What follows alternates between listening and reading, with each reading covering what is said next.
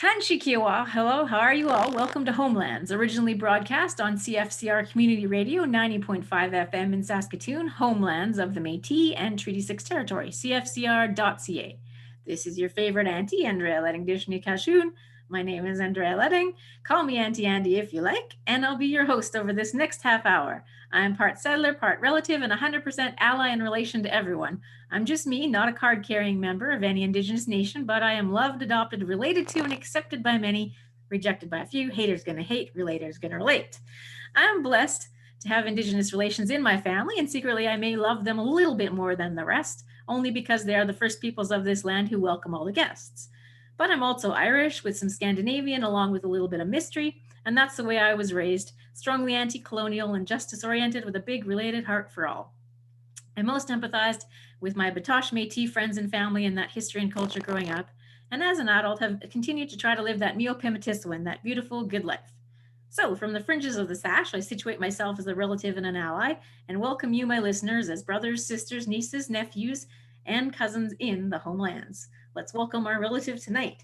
So, I'm really excited tonight because we have my sister from another mister, Tenille Campbell. So, she is an awesome photographer, academic, poet, author, you name it. We've written a play together.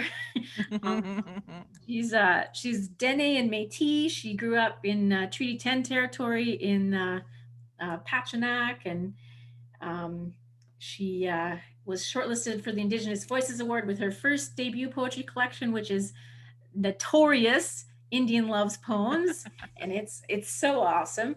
And so I knew we were around Valentine's Day, and I thought Tenille will be the perfect guest. She's the force behind Sweet Moon Photography. You've seen those photos around. Co-creator and blogger at Tea and Bannock, an online collective for Indigenous women photographers and artists. She did her MFA in creative writing at UBC and is working on her doctoral degree in Indigenous literature at the University of Saskatchewan. So welcome, Tenille. Oh my god, I sound like a SWAT. You're so awesome. She does too much. She needs to chill the F down. Thank you for having me. Thank you for coming. Where do you want to start? Where do you want to start talking? I don't know, but I feel like I need to take like a sleep after that. I was like, oh, right, focus. What is that again? I don't know. I don't know. I guess we should talk about like our our play and how you and I got to be friends and like started writing together and tangle off from there. Sure. Oh my god, our play was so good. It was so good. It was so good. I don't know. All right. What do I remember about the play? I don't know. Well, I don't know. We met in school, you and I, and then clicked, and then was like, let's run and play together. I think it was like a Facebook call out, and then you're like, let's do it. But you're the kind of person who actually like does what she says she's going to do, and I'm not. And next thing you know, like every Tuesday, we were like at your house for hours in the afternoon. And thank God you typed it because I did want to. And it was brilliant. And it'll be produced one day. It'll happen because I still haven't seen anything like it. No, there's nothing like it. It's amazing. I know. And like maybe let's just not give it away because Yeah, people steal shit. yeah, exactly. But it is brilliant. And it'll be back. And then nothing much has really changed. Like we said, still in school, still photographer, still writer. Have the new book coming out in March through Arsenal Press. This one's called Nezu, which means good medicine. And I'm always slightly hesitant like to speak the title, even though I named it, because it's in Dene, and I'm not a language speaker. it, like that guilt when you don't speak the language. You're like, oh my god, my accent. Am I doing it right? So sometimes I'm like, Nezu, and I'm like, no, that's not it. That's not it. But yeah, I don't want to say it's part two. Like I feel like it's definitely a transition into like a deeper, more political, more layered statement. Still using the same themes of like desire and joy and self-love, but just in a more, what's the word? What's the word? I don't know. You read it. What did you think? You've known my work since the beginning. What did you think? Well, I thought it was amazing. Like it was, Do tell me. yeah. Okay, well, Tenille's poetry is like, it's like listening to Tenille talk about the best tea, and just like it's poetic, it's funny, it's a statement on politics, on self-love, on relationship, on colonialism, on indigeneity. Yeah, like it's all of those things, and it's layered, and it's potent. Like it's great stuff, Ooh. and it's like stand up, but not exactly stand up comedy. It's like stand up romance. I don't Ah! know. Yeah, it's stand up erotica. A couple years ago, I got sent to Winnipeg for a comedy show. I think it was like 4 years ago. And they were like, we want you to come like be one of the openers for this comedy show. And I'm like, I'm a poet. Like, what? And there's like all these indigenous actual comedians who are actually funny. And I'm like, I'm gonna go read some poems. I didn't realize. I didn't really think about it because, like, you know me, I'll read a poem and I'll tell a story, what inspired it, or I'll like, there's always a back and forth. It's not, my poetry readings are not serious. You don't sit there and snap your fingers. You laugh, right? Hopefully. And then I went out and I like did my poems and everyone's laughing. And I'm like, I am a comedian. It was a great experience. But I mean, I take it back. Like once I actually saw the actual comedians, I'm like, no, no, you're just sometimes funny. They're the comedians. Know your place. Um, but yeah, Indian love poems, like the first collection. And then now this, 19 I'm really interested in what people are gonna like connect with and see themselves in and where it's gonna go. Indian love poems was written very much in a way of like I wanted it very accessible to everybody. I wanted people who didn't read poetry to be able to see themselves in this.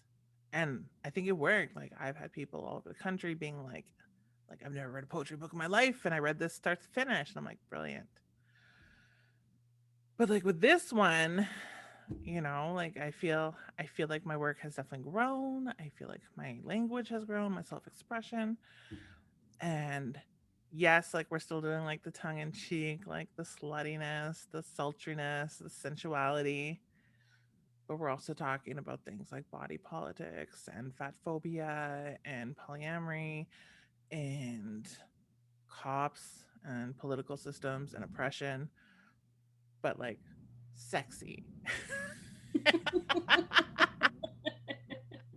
We got to hook them in somehow. So I can't wait. I want to see like what people say about it, but specifically like what my people say about it. How are my cousins going to react to this one? How are my aunties going to see this? So we'll see. One more month. One more month. I just realized that I've watched too much TikTok videos because I like use my hands the way that they do in TikTok videos now.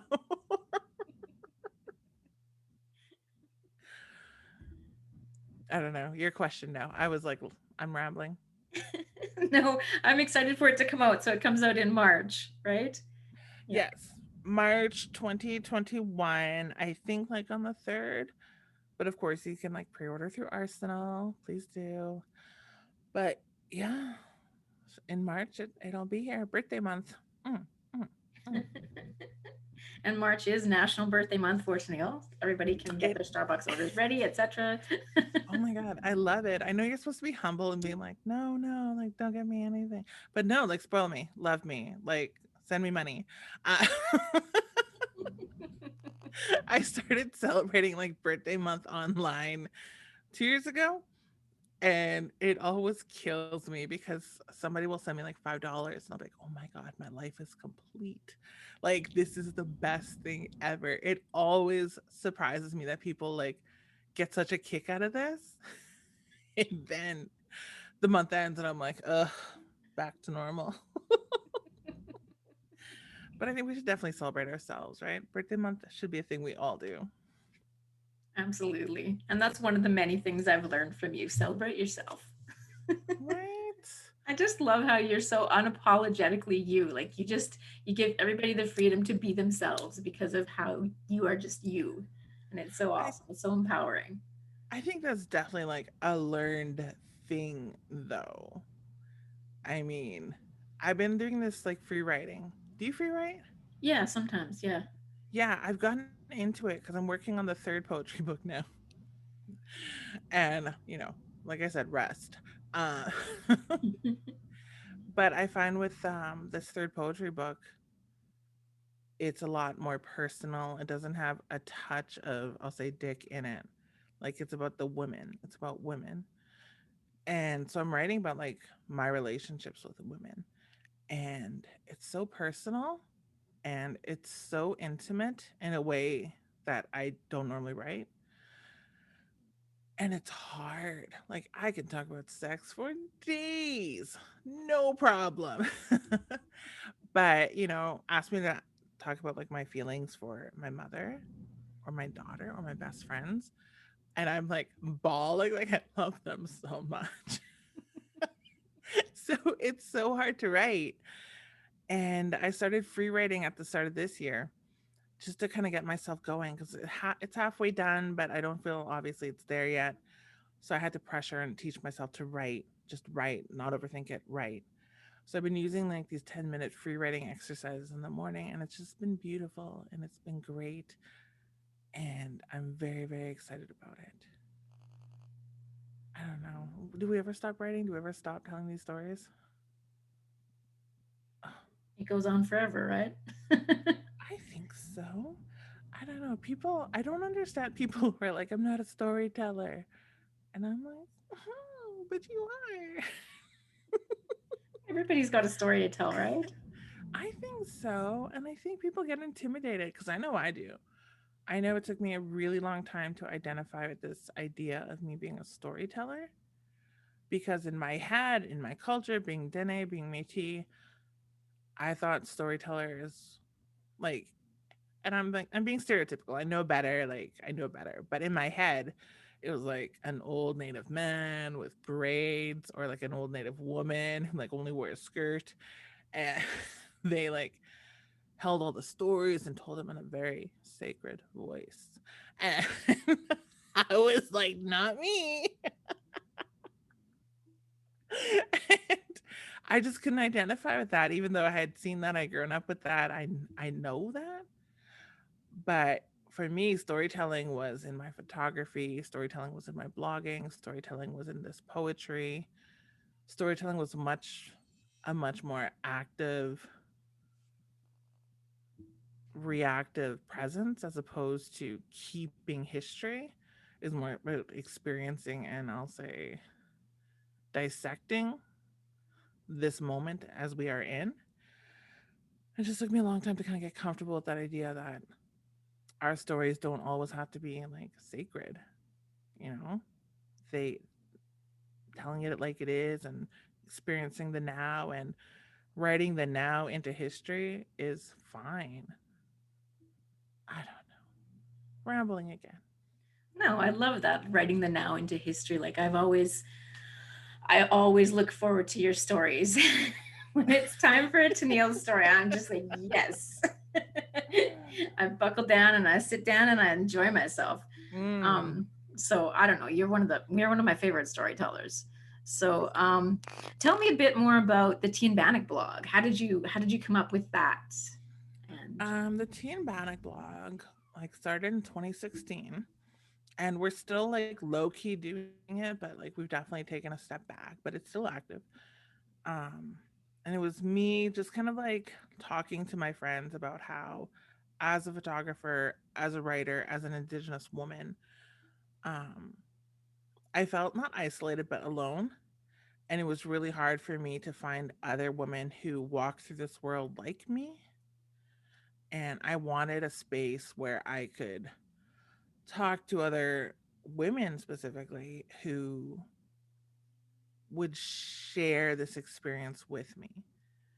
I wanted a community specifically for this because, like, being an Indigenous photographer in my area, like, thankfully, I'm not the only one, but in a town of, like, where am I, Saskatoon, however many people live here, I can count on like one hand the amount that I actually work with that are Indigenous. Like, it's still not a rare, like, it's still, yes, it is a rare thing. There's not enough of us. So, I was bitching about this as I do. And my friend was like, well, do it then. And I was like, oh, that makes sense. That makes sense. So I contacted Joy Arcand, who I always credit as being my co-creator. And she and I got to talking. She was 100% behind it. She developed our beautiful logo, which we still use today. And we just started, like, between the both of us, connecting with other authors and artists. And we were like, as long as they're like visually based, that's kind of the ground root for the ground main bloggers of our blog. But we knew we wanted guest bloggers and we wanted to feature other artists. And with that, we didn't really have a criteria. We were like, excuse me, we were like, as long as they're an artist and they're practicing and they want to like share with us, we're open. Like, yes, let's do this. And then in January, we developed it. In February, we started blogging, and it just kind of blew up. Like, really got embraced by Indian country, really got embraced by people, got a lot of like news and features, and just connected. And it's been great. It's a lot of work. It's a lot of work. I kind of think of it like wrangling cats because I'm the main person behind the emails who has to gather everybody and like post it up and like get it all ready and do the PR, and so like a lot of cat work. But through Teen Bannock, like I remember sitting in like downtown Toronto and having an Indian taco, and this girl was like eyeing me up and I was eyeing her up, and she's like, are you Teen Bannock? And I'm like, oh my god, yes, yes. We were so happy, and just like this really random connection, and it's just been great. And we will get back to it. I have plans for this blog because I think it's very important, and it's still visited like daily by like hundreds of people, so obviously there's a need for it. And just let me get this PhD in this book out of the way and then I'll focus. Do you want to talk Famous about the last words. Do you want to talk about the PhD stuff at all, or No. we'll avoid that then? Mm. But yeah, I'm excited for you to be a doctor. I am too, but I don't know. You and I both know this. We've been there. Like, academia is traumatic. Yeah. And I am not someone who uses that word lightly. I rarely use it. Yeah. And while I'm so, so grateful for the abilities that the training that I've undergone in a PhD and the community that I've made, I don't necessarily think it'd be something that I'd recommend to people. I'm at that point. Like, they don't ask me to give talks anymore about my PhD. That they ask you in your first and second year. After that, they're like, no, no. Like, they too real. I don't know. I don't know. That being said, I'm pushing myself to finish it because I hate leaving things unfinished. And we'll see if I ever use it, you know? Well, you've got a lot of options. Yeah, all of a sudden, like, Tenille is like making her own sex empire. I'm like, yeah, Dr. Tenille.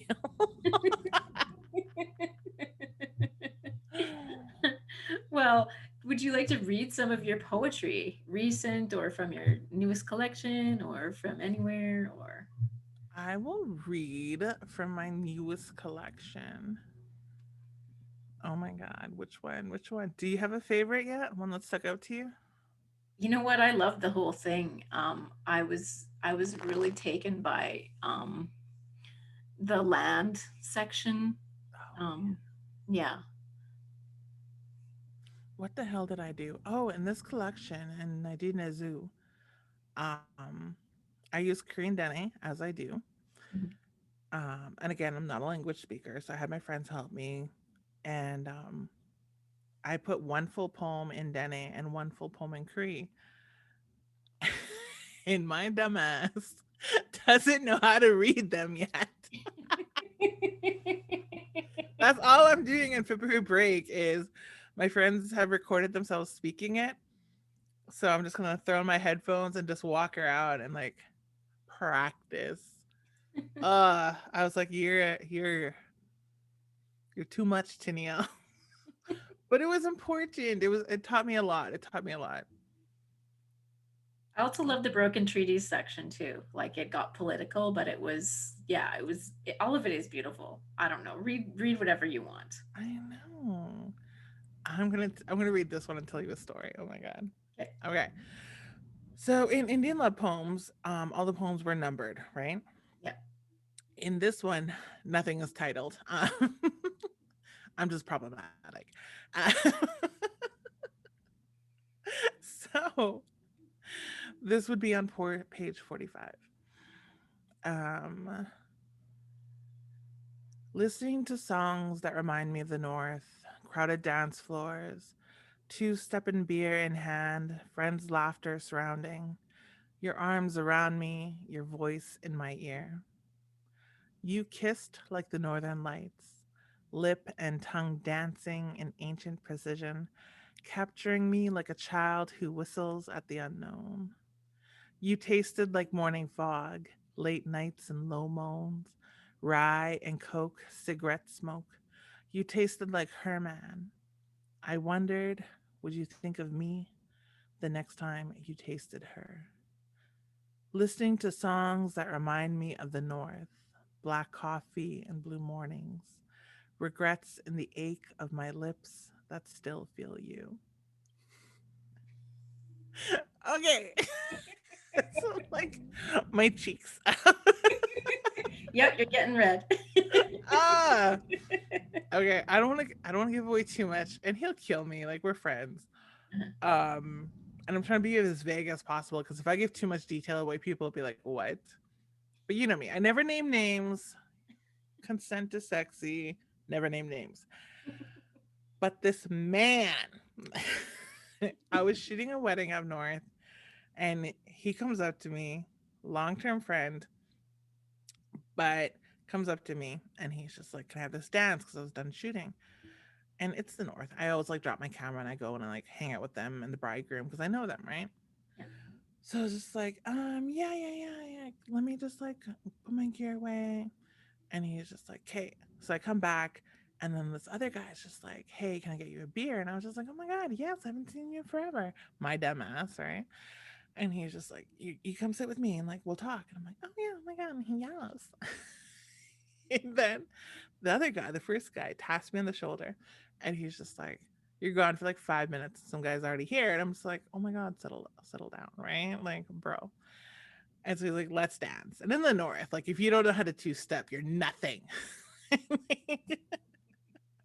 So he brings me out to the dance floor. We're just doing a basic little two step, a little swirl around the floor.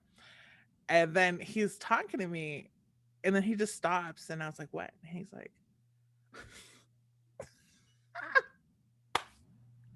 and he's serious. He's like, "When am I going to get my chance?" And I'm like, "For a dance? Like right now?" And he's like, "No." He's like, "Every time that I like want to talk to you, like you're going out with somebody or you're dating somebody new or you're married or," and I'm like, "What are you talking about?" And he just like straight up is like, "I've had a crush on you for years." He's just like, "Years since we were kids." And I'm like, "What are you? I thought you hated me." And we end up ditching the wedding and we go walking around town and like we're holding hands. And but it's the same town I grew up in, right? It's Buvau. So we're walking through the fog and we go to the front of the high school, same one that I went to, and we sit at the front fence where I've always sat, and we're like holding hands and we're talking, and he's having a smoke, and the fog is coming in, and it feels like it's timeless in the north, right? Like it's just timeless. And I'm like, I don't know if I'm 16 or 36, but this is fun. And then he's looking at me and I'm looking at him, and I was like, what would 16-year-old Tenille do? Right. So then I like, of course, pull him in and we kiss and we just like smile at each other. And I'm like, this is interesting. Like, this is timeless. This is time repeating itself. This is a memory. This is what? It was just a beautiful, beautiful moment to be in. And it was so funny because nothing has changed, but everything has changed. Ugh. But I can't give more details because then he'll like get mad at me. I'm like, call me. By the way, you're in a book. When he asked if when he was going to get his chance, I thought it was maybe to be immortalized in your poetry book because you've had people like that, right? I've totally had creepy ass fans being like, I want to inspire you. Here's a dick pic. And I'm like, I don't talk to like the tiny dick committee. Sorry.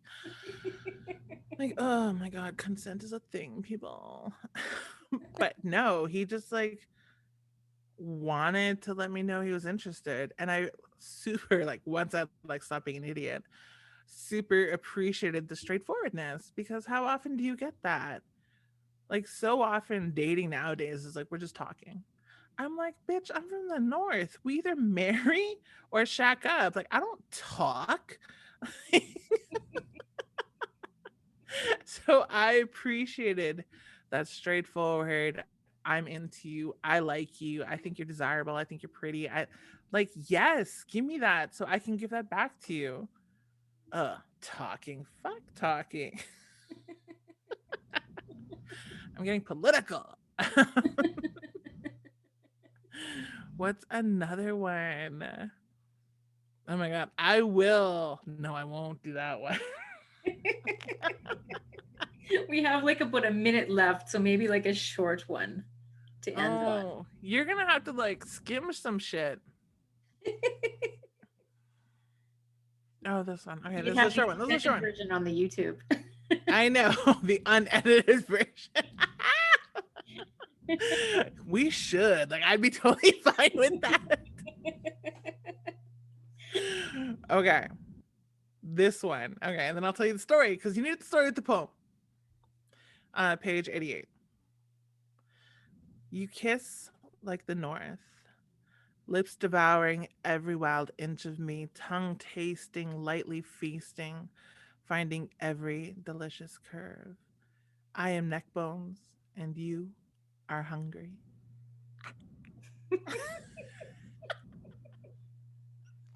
Okay, so the story, I was like, whatever, you're gonna edit some shit, that's fine. But, um, I don't know, 2 years ago, I guess, 2 years ago, I had come to the realization that because I was in the city so much, I was dating like a lot of white men. And I mean, like, that was fine. Like, hey, land back. Um, but you know, it's hard. It's political, and often in cities or from small towns, like white men don't always necessarily have the knowledge needed to be a good ally with indigenous partners. That is the nicest way I could say that. And so I was just like, you know what? Like, let's just kind of stay single. Like, let's go for BIPOC. Like, let's just go back to our people. Like, it's fine, Tennille. And I met this guy, and he's like problematic to this day, but one of my favorite people still. And all the good things. And he was Dene. And I was like, oh, I'm lost. I'm lost. And I remember like the first time he kissed me, and that's what this poem is about. It was one of the best first kisses I've ever had. It was like kissing someone I've made out with since I was 14. Like, it was kissing somebody who like knew every inch of me. And I was just like, I love the North. And I was like thinking about it, and like all my first kisses in the North are just with people who know how to kiss and know how to interact and like just take their time. And I was like, I need to go back to Bouval. I need to go back to the res, like my people. So I wrote him this poem and then I sent him it. And he's just like, that's nice, baby. You want some neck bones? My mom has some. And I was like, you missed the point. But yeah, send me neck bones. Oh my God. I miss him.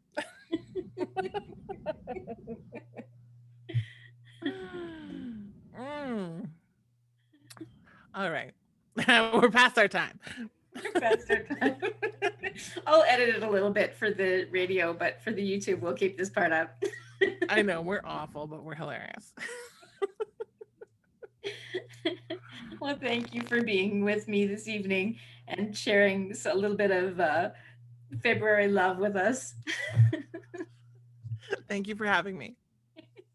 So, Kishimarsi to our relative tonight, Tenille Campbell. Niwag Magnak, all my relations, and believe me, we are all related, so act like you've got relations. This is Auntie Andy signing out from Homelands, originally produced on CFCR Community Radio, 90.5 FM in Saskatoon, Homelands of the Métis and Treaty 6 Territory, cfcr.ca. You can find excellent programming on Indian and Cowboy podcasting. Follow us on Twitter at Métis Homelands, or if you have comments, questions, or guest suggestions, you can email métishomelands@gmail.com. This episode will also be viewable on our YouTube channel, Homelands, so subscribe today. Marcy, thank you for listening. And Ikoshi Kawapamatinarao Mina. That's all. We'll see you later.